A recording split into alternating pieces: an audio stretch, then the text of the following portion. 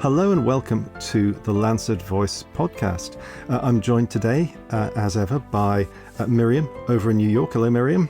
Hi, Niall. Nice to talk to you again.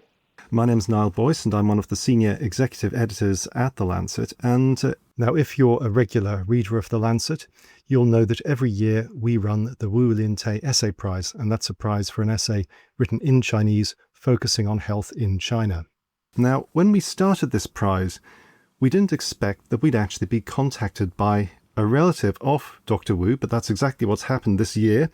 And we're delighted that she joins us on the podcast today to talk about his life and his legacy. Dr. Yvonne Ho, welcome to the Lancet Voice.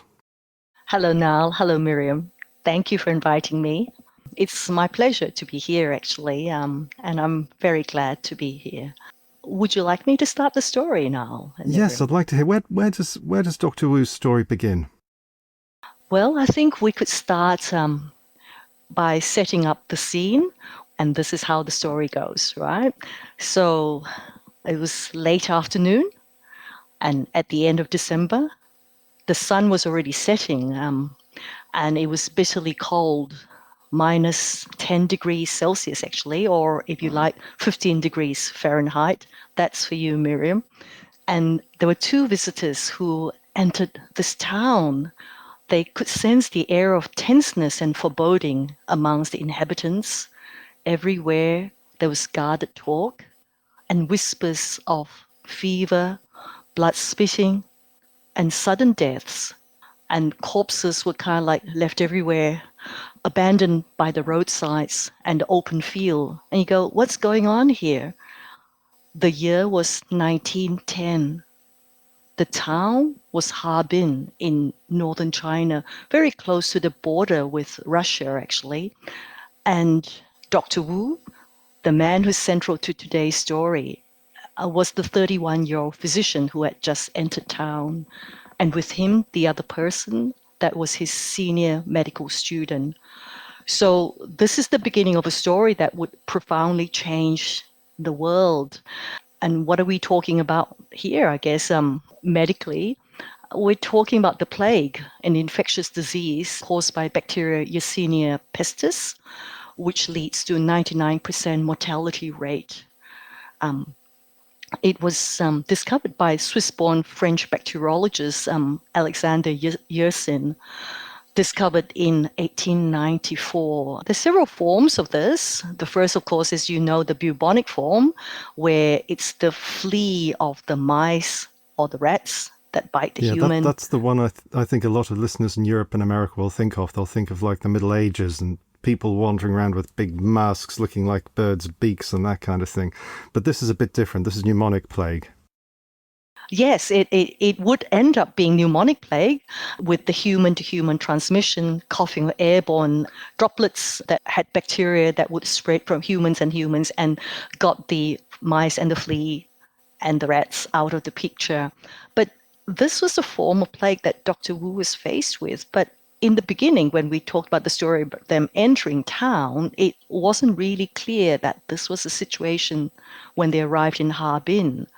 And the plague is thought to be an old disease that doesn't exist anymore today, but it still does. And I read that there are about like 600 cases per year. And apparently in 2017, the plague was in the Democratic Republic of Congo, in Madagascar, in Peru, and sometimes also in the rural parts of the United States of America. Yeah, well, hopefully not in the big cities, right? But it's one of those things. I'm sure you know this better, Miriam, about how between 1998 to 2018, something like that, there were 196 cases reported to the CDC, the Center for Disease Control in the US. But these are all small cases nowadays. But it used to be very large outbreaks historically. And as you were saying, Niall, Black Death. 14th century, 50 million, that's 50 million of people died in Europe. The one in China that Dr. Wu becomes involved in, the one of 1910 to 1911, 60,000 people died. was mostly contained within the northern borders of China, but it is spread down as far south as Nanking, so present-day Nanjing, and Shanghai. And if you're trying to work out how big this area was by latitude, Nanking and Shanghai is at the same latitude as Kyushu, one of the largest southernmost islands of Japan, and extended north all the way up to Harbin, which is at the same latitude as Sapporo in northern Japan. So you can imagine that whole area of China, from like latitude of northern Japan, same latitude, to southern latitude of Japan that was involved. So still a reasonably big area, I guess. So this is a big challenge, and Dr. Wu was a person perhaps uniquely positioned, perhaps even one might say destined to meet this challenge. He was a sort of slightly new, slightly different kind of doctor in China at the time. Yes. So what was interesting was that Dr. Wu, so he's kind of like his Chinese heritage. However, he's English speaking, Western medicine trained physician. He became the first Chinese descent graduate of medicine in Cambridge, and we will talk more about this later, but that was the unusualness of him. The other thing that was really quite unusual of those times was that Dr. Wu, although he would have been seen like as a foreigner, although who looked like them but not like them, right? In China, it would have been tricky because of the significant cultural differences between China and the West in those times. And it would have been very difficult for Dr. Wu to have introduced the concepts of autopsy, of cremation, to the Chinese government, which he eventually did. But what was interesting was in those times, even though he was considered a foreigner, because doctors were highly respected and, for their knowledge and for their wisdom, Dr. Wu was given broad authority over the local doctors, over the police, the military, the civil servants. And so he was able to stamp out the plague in 4 months. And so this is the first point of why the story is interesting, because it all happened very quickly and it all kind of like finished very quickly. Yeah, and Dr. Wu had, if you like, a secret weapon, but we're not going to tell the listeners what that is quite yet. We're going to keep them in suspense. Oh, absolutely. Yeah, just like to go right back to the beginning. Now, as you say, Dr. Wu was of Chinese descent, but he didn't grow up in China, did he? No, not at all. So he was born in Penang in present-day Malaysia. At that time, it was part of the Straits settlement, and later known as Malaya, and then subsequently as Malaysia. So Straits settlement at that time was a British colony. And he went to school in this place called the Penang Free School, which is the oldest English medium school in Southeast Asia. At 17, he won the Queen's Scholarship. The scholarship was named after Queen Victoria, and he became the first Chinese heritage medical student, and then subsequently the first Chinese heritage medical graduate of Cambridge. Emmanuel College was his alma mater, and that's where he spent his preclinical years of medical school. I'm not sure whether you want me to explain about the preclinical and clinical school system. Or yeah, I mean, if it was like the system which I came across in the 90s, I don't think that it probably didn't change that much in 80 years in some respects. No. Because I was at Oxford in the 90s, which I think that was probably pretty much the same as Oxford in Cambridge in 1910. But the idea was that if I'm correct, that you spend a couple of years doing the basic sciences, so physiology, anatomy, biochemistry, all the sort of foundational sciences, not really seeing any patients, not hearing too much about disease even as such, and then you move over to the clinical side and you go around a hospital or hospitals and you start seeing patients and hopefully putting all of this together. Was that? Yes. Yes. So it's the same all over the world. So that was the system I went through. And I think it's one of those things that never changes. So preclinical years and then clinical years. Yeah, go on, Miriam. I wondered if he also studied epidemiology in particular. I mean, of course, it was 50, 60 years after Jon Snow and the famous removal of the pump handle. But I wondered if he had any specific skills in, studying person, place, and time, because he seemed so skilled at that. When you read how he went about looking into the plague. Yeah, so he did. So he kind of like he did the preclinical years in Emmanuel. Then he went on to St. Mary's Hospital in London to do his clinical years. And after that, he went to Royal Brompton to be an intern. Nothing changes, right? And then after that, he went to the Liverpool School of Tropical Medicine, which kind of answers your question, Miriam. Yeah, but of course, because he was, as we would now call them, international student, he couldn't stay forever in the UK. He went other places in Europe to study about infectious diseases as well, but he couldn't stay a student or keep traveling forever. So he had to go home after graduation. But there was no medical specialist job for him because he was a non-British citizen. You see, in those times, in the Straits Settlement, which was a British colony, just like it was in Great Britain, there was the two-tier medical system, which was based on race or class. So if you weren't white and or you weren't British, then you couldn't get a job as a physician. So back in Penang, in the Straits Settlement, he worked as a researcher and in private practice. During that time, while he was back home in the Straits, he was very vocal and started campaign against opium addiction. So he was really against that.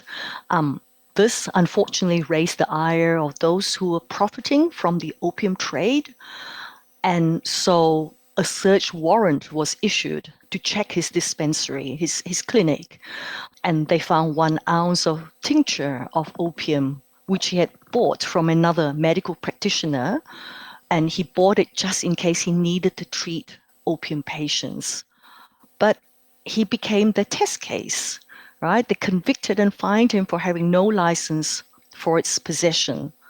So in the region he lived in, this became big news. And around this time, he was offered a job in a different country. He was offered the position of Vice Director of Imperial Army Medical College in Tianjin, which is the modern-day Tianjin, which is southwest of Beijing, by a man by name of Yuan Shikai. So Yuan Shikai went on to become the first president of the Republic of China. And by this stage, it was the year 1907. Nothing had happened yet. He was working in China.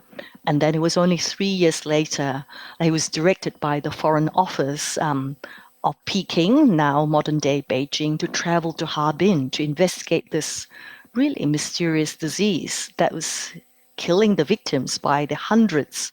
And so this brings us back to the beginning of the podcast when we were talking about the 2 visitors entering town and this guarded talk about fever, sudden deaths, and blood spitting. So, so then he went to work in Harbin, and in a mere 4 months, he was able to stamp out the plague entirely. Which is remarkable for any time period, actually, to be able to do that, particularly at that time when the technologies and capabilities were so few. There weren't treatments, so he was able to do a lot of this with the basic skill set involved in epidemic control. I had a particular question around who else was with him, because I read that there were also some international doctors, I think some British doctors as well, who were there, and there were some tensions, tell me if I'm right or wrong about this, between their views and his views on how to go about handling this investigation. Good question, Miriam. I wanted to come back to the previous point first that you had just mentioned about how there was no treatment. So at this point in time, that there is no medicine for the plague. And so this was an unusual time that he was able to kind of stamp it out in 4 months. But to your second question about other international doctors, yes, there's a very famous story about a French doctor by the name of Gerard Mesny, who at that point in time believed that the plague that they were dealing with was still the bubonic plague spread by rats and fleas. And so the issue here was that he did not believe in the secret weapon that Dr. Wu had, which we will talk about very soon. And so poor Dr. Mesny actually died because he refused to kind of like listen to Dr. Wu. And we will come to this now, right? What was the secret weapon? The secret weapon was that Dr. Wu introduced a mask, which would eventually become the precursor of today's N95 mask. He introduced that, and we'll talk about that very shortly. The other things that he introduced was the concept of autopsy, to be able to scientifically determine the cause of disease, which was not sanctioned by the Chinese government. It is kind of like against their culture to have an autopsy. He also introduced the concepts of quarantine and isolation, and that of cremation of the dead. Cremation was also a no-no in China in those times. But at the end, I mean, it was quite amazing that he was able to kind of like bring all this forward to China and modernize medicine in China.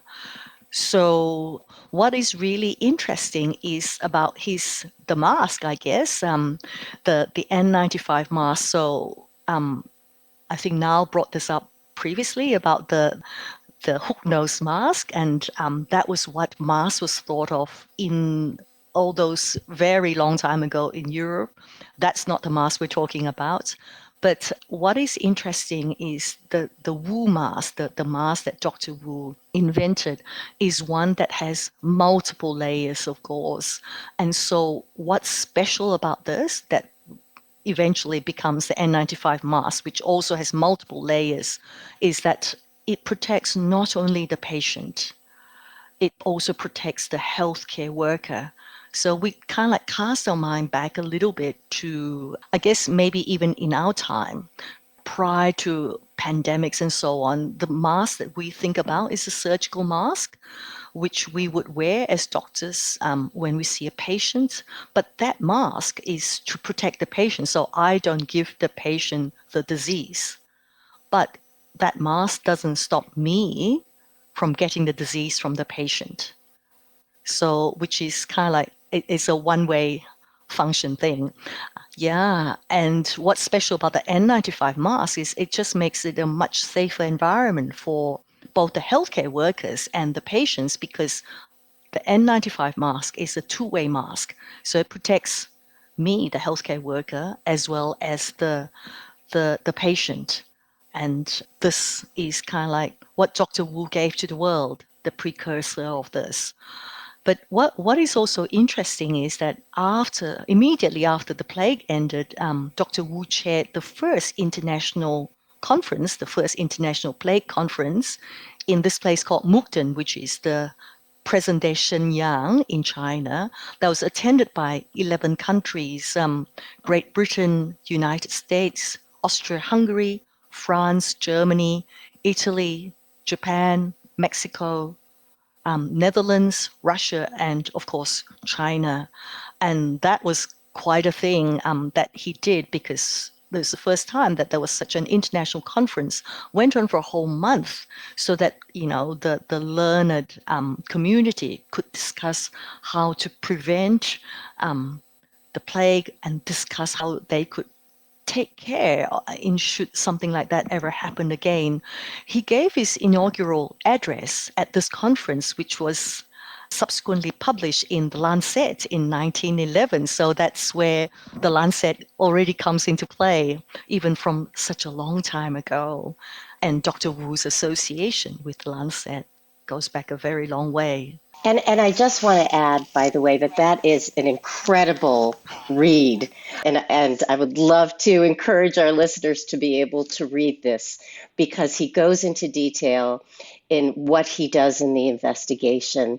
But I also got this sense of how embedded he became or realized he needed to be in the culture, in the geography of what was happening, in every aspect that might have been affecting how transmission was occurring in a way that I think we still are trying to learn in epidemics that happen today. You know, we hear echoes of this in some of the, the recent past Ebola outbreaks. He had a sense of a medical anthropologist and an epidemiologist and a physician at the bedside that really is quite remarkable. I think so. He's kind of like got the worldview of the whole thing, right? And so it was quite a man. I have never met him because he died before I was born, and we'll talk more about that later on. But he's quite somebody. I mean, the other things he did for China was he established 20 modern hospitals and medical institutions in China and founded the Chinese Medical Association. Some of his achievements, including advising on the establishment of the Peking Union Medical College and Hospital, which, Miriam, you'll be interested to know, was founded by Rockefeller. Yeah, and to today, it remains that this Peking Union Medical College remains a large teaching hospital in Beijing today. And he also founded the Harbin Medical University, which interestingly will be celebrating its centenary, its 100 years this year in September. And so we, as the descendants of Dr. Wu, had been invited to attend its formal celebrations together with many all over the world, I guess. And another thing which is of interest to everyone is that in 1927, while he was still in China working there, he was invited by the League of Nations, which is the precursor organization of the United Nations. He was invited to study the health organizations and research institutes of 12 European countries. This took him 4 months and required a combination of English, French, and German languages, which he could speak. And it's not insignificant that the League of Nations should invite Dr. Wu, a Chinese person, to study and report back on the health organizations and research institutes of 12 European countries back to the League of Nations. So it was quite something, really, that he was able to do while he was in China. I mean, but he brought the whole world to China, and he brought China to the world in medicine, by this story. But, the clouds of war were closing in by this stage, and the Second World War was happening. China also had its version of the Second World War. And so because of this, Dr. Wu returned to Malaya and set up practice, private practice, until his retirement. So he became a private citizen again after all of this. It's an amazing story, Yvonne, and you're a doctor yourself, and you are a relative of Dr. Wu's. And I wonder, was this a story which you heard growing up? Did it inspire you, or was it something you came to a bit later in life? Well, I've always known about Dr. Wu because my mother was a storyteller, and she made sure that we all knew our family history, if you like. But I didn't really know too much about him or about the extended family, because huge family, right? So it's very hard to know everybody. But what happened was that, although I kind of like grew up in Melbourne, Australia, where I am now, I spent a few years working in Singapore, where I was the head of the nuclear division of a public quaternary hospital in Singapore. And it was there that I met Auntie Betty, the daughter of Dr. Wu. And what is really quite cute is that we would have afternoon tea and dinner every fortnight with Auntie Betty, where she would educate me on the life and times of Dr. Wu. And it was during these times that I understood more about his work. I also read his autobiography and kind of like educated myself, so I didn't seem completely no hope to Auntie Betty, of course. But it was then that she told me about her connections with Great Britain. And the thing that has always kind of like I've been thinking about is, although Dr. Wu is reasonably well known in Malaysia, he was virtually kind of like unknown to the rest of the world. And it was only during COVID pandemic that I felt it was really important for the world to know a little bit more about Dr. Wu because of the mask. I think that was the first thing, because he invented the precursor of the N95 mask. And I'm very happy that now, if you were to Google him, he is known as such, as the inventor of the precursor of this mask. And I think it's really important that the world knows about this. One of the interesting facts is that when you hear or see the term precursor of the N95 mask associated with Dr. Wu, it was I who coined the phrase. And why the word precursor? Because it's a word in my professional armament as a doctor. And during the COVID pandemic, I spent many hours each night during the Australian lockdowns. As you know, we had quite a bit of lockdown in Australia. Well, used that time to publicize his work. Days turned into weeks, which then turned into months. And in the beginning, it was only me talking to people about Dr. Wu on the internet and, thanking them if they wrote an article about Dr. Wu, about the mask and so on. And then suddenly this gained momentum. And then suddenly there were all these other people, many strangers who became equally inspired by Dr. Wu, wrote articles, books, and now there's even a short movie, English language movie about his work in public health, which I think is fantastic. Also should be the way. He did many things to help not only China, but the world over, I think. I was just going to add to that, the Google Doodle, which I love. Yes. Which was a few years ago. I've got it in front of me on the desk now, and you can see Dr. Wu in the left-hand panel. He's got his scissors, and he's got this mask, and he's sort of cutting the mask out. And then the right-hand panel, he's giving the mask out to his colleagues who are putting it on. And absolutely. That's a lovely little illustration of the story. Yes. So Dr. Wu's great-granddaughters were involved in getting this Google Doodle up. And so kind of like we all did different things, and that was their contribution. And in fact, Shan, the great-granddaughter, has written a book, a children's book about Dr. Wu, which you can Google and find that easily as well.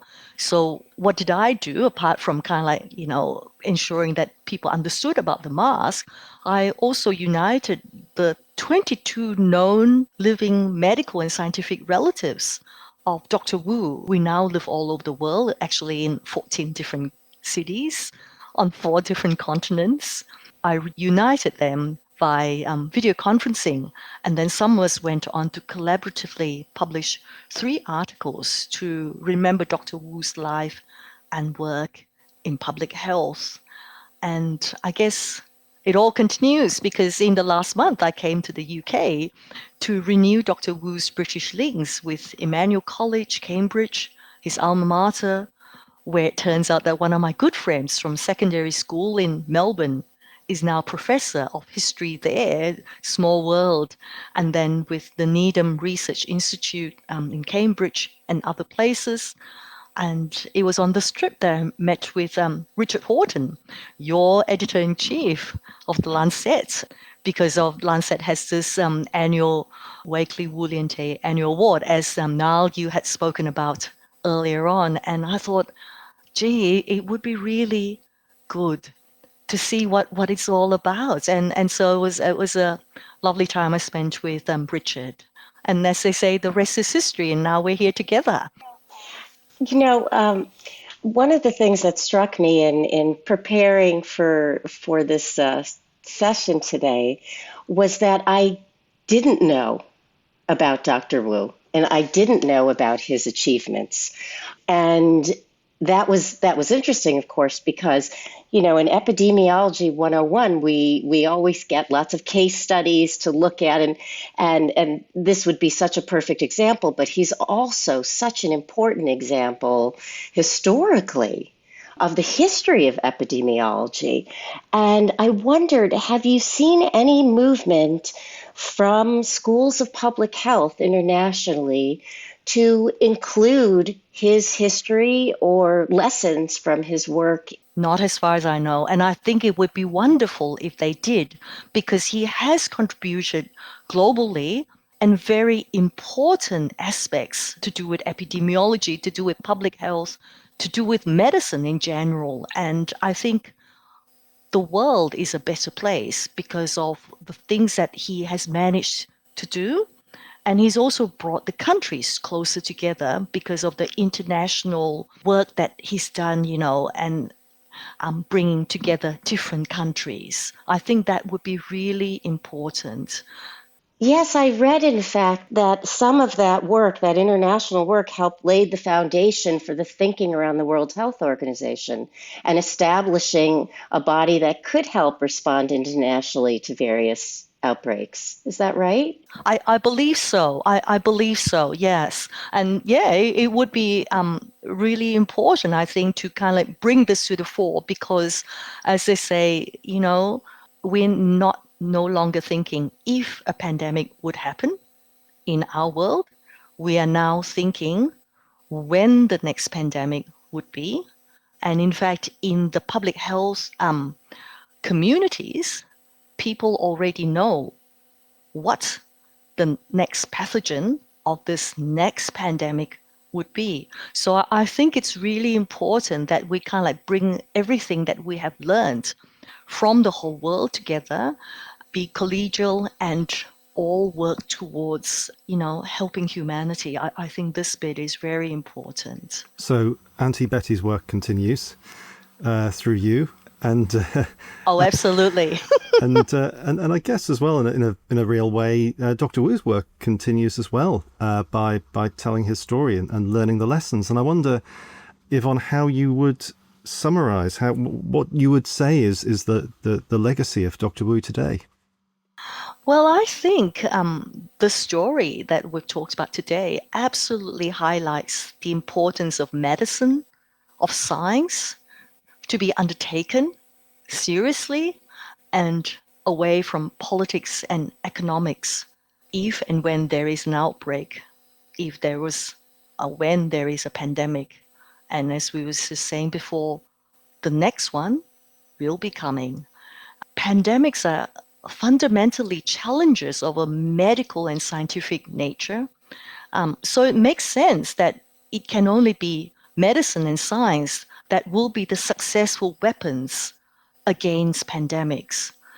I'm not saying here that politics and economics are not important. They are very important. But I think medicine and science have to be equally important, to be considered in their own right, and separate from the other factors. Because it's only when we do this that we can save humanity. And Dr. Wu's lifetime work in medicine and public health epidemiology show this principle very clearly. Thank you very much, Yvonne, and thank you, Miriam, and thanks to you, the listener, for downloading this podcast. We do hope that you'll join us again next time, but for now, goodbye.